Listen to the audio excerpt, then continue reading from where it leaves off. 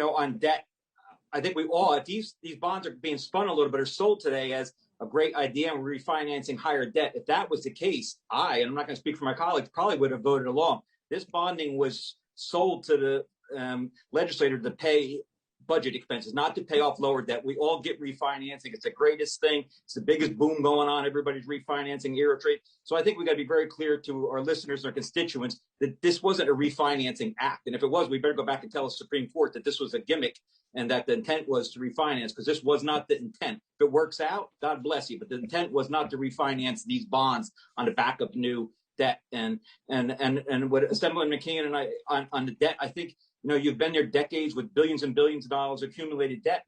I'm a newcomer, and I just don't believe in debt. And it's just a philosophical difference that why we are a bankrupt state is because we keep adding debt on top of debt. And this debt did not have to be added, and now it's going to be burdened on the taxpayers for 13 years. Come to me with a great refinancing package, I'm all in. We all support refinancing at a lower debt, but that was not the intent of this, and it shouldn't be sold as, hey, this worked out well because we're going to use it for something else. And the other part mentioned, I think, by the treasurer and my colleague is the moral obligation. Remember, we have a moral obligation to the poor residents of this state. Moral obligation goes all across lines. The poor people going to work every day. The 40% of businesses that are out of work. We have a moral obligation to them, too, with all due respect. It's easy to take other people's money and throw it all around and drop it out of a helicopter. But you got to remember the poor people who are earning this money, paying their taxes, going to work, they seem to be forgotten ones here. Now, nobody should fall through a safety net, but we have to remember we have a moral obligation to people who are here working every day and trying to figure out how to pay their bills, how to get their kids through college.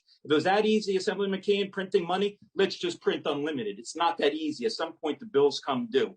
And the other point on the UI tax, that is a huge tax. It's going to hit the small employers because they had most of the layoffs, most of the white-collar jobs were able to keep their people. This money should go towards paying the UI tax. Treasurer, with all due respect, we do not need guidance on that federal money. Many states have taken that CARES Act money and put it into the UI to help the poor businesses that through a lot of executive orders have gone out of business and aren't there today because of the pandemic and executive orders that wouldn't allow them to open up. So I would urge that this money goes back to the taxpayers as much as possible. Pay down UI. Don't let these folks get hit with a massive payroll tax next year through no fault of their own.